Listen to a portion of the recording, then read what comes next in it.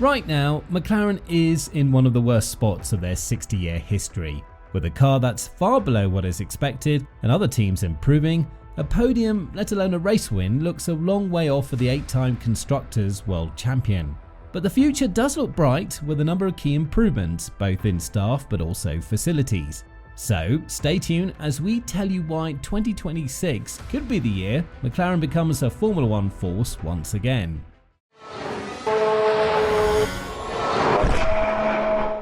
How did McLaren get here?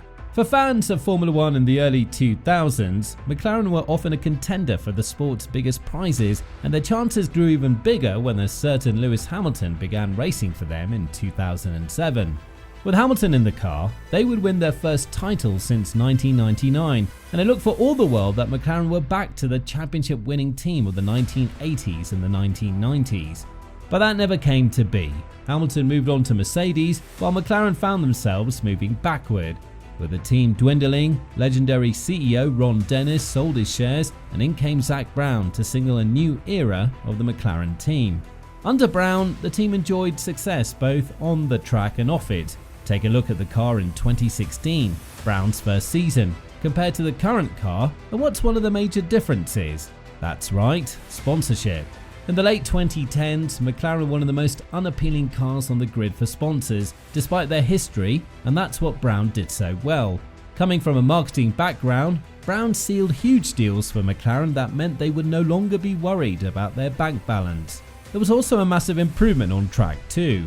In 2019, they finished as high as 4th in the Constructors for the first time since 2012, and in 2020, they went one better and pipped Ferrari for the P3 spot. With impressive young talent Lando Norris on board and the arrival of 7-time race winner Daniel Ricciardo, it seemed like the future was bright for McLaren, and yet the regulation changes in 2022 sent them tumbling back down the grid. With Ricciardo struggling to find his feet, he was not helped by the fact that the MCL 36 had a whole load of problems, from the brakes to the sheer lack of downforce. The man responsible for these errors was technical director James Key. The McLaren higher-ups gave Key another year to fix the issues, but when the 2023 car proved even worse than the previous year, McLaren swung the axe. Big changes in McLaren's technical structure. Key was the one to fall on his sword, with McLaren announcing in March that the long-time engineer had been let go. The move just came a few weeks into the season, and with Key's departure, McLaren decided to reinvent their technical team. Previously, Key had overseen the whole technical department, but Brown & Co decided to split his job into 3 roles. The new jobs were all deemed technical directors, but in different areas of the team: car concept and performance, engineering, and design and aerodynamics. And it was clear that McLaren had big plans for their future. At the same time as Key's departure, McLaren announced that they had poached David Sanchez from Ferrari, which was a huge signal of intent. Sanchez had previously worked at Woking from 2007 to 2012 before leaving for Maranello, but both frustrated by Ferrari's current status and the project offered at McLaren, he decided to move back to his former hunting ground. Due to his Ferrari contract, Sanchez will not be able to start at McLaren until 2024, but he's not the only big name coming through the door. McLaren snatch Rob Marshall. If you've ever seen one of the many Red Bull celebrations of recent years, there will have been a man you've spotted, but not one that often gets the headlines. While Adrian Newey rightly gets all the plaudits for his work in creating Red Bull's championship-winning cars, he did not achieve the feat alone and had a team of highly skilled staff around him, one of which was Rob Marshall. Like many at the top of F1, Marshall has a long history with the sport. He first got involved in 1994 at Benetton as a race engineer, and during his time there, Marshall worked with some of F1's biggest names. He was present as Michael Schumacher won 2 world titles before a move to Ferrari, and when Renault purchased the Benetton team, Marshall stayed on, giving him a chance to work with Fernando Alonso during his first title-winning season. And Marshall was not there just for the ride either, and proved crucial to Renault's success.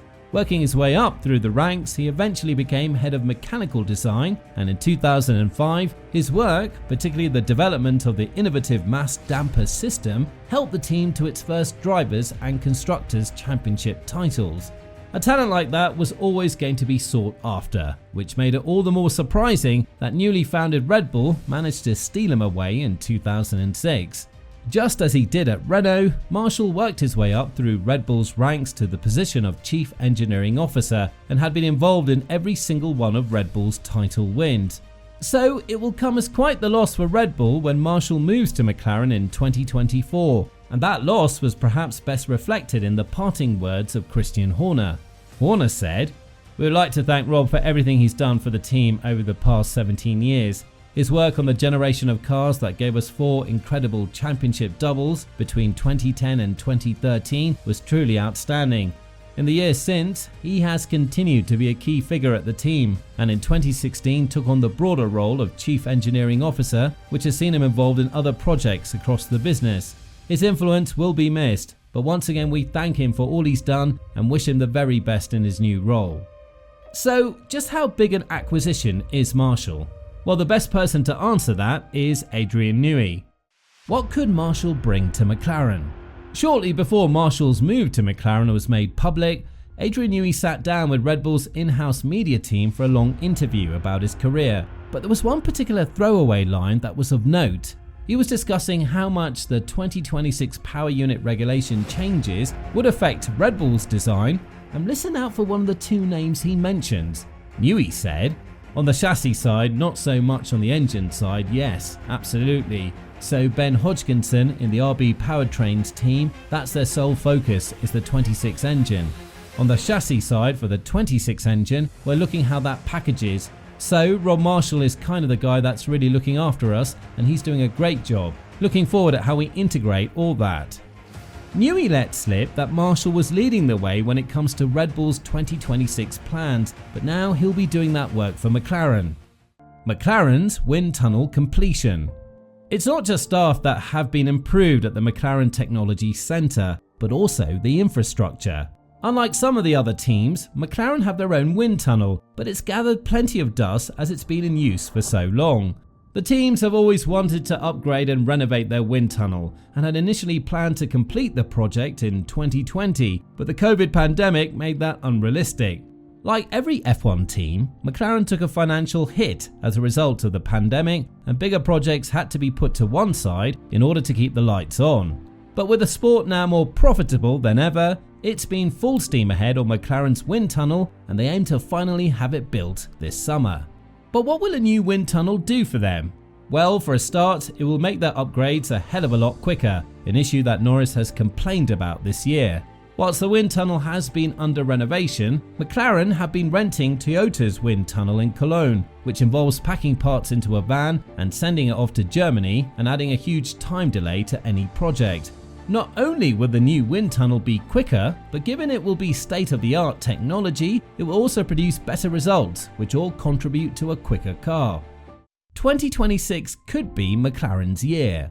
The full effects of both of these big changes won't be felt until 2025 at the earliest, but realistically, it will be 2026 when McLaren feel the full benefit of their new hires and their new infrastructure.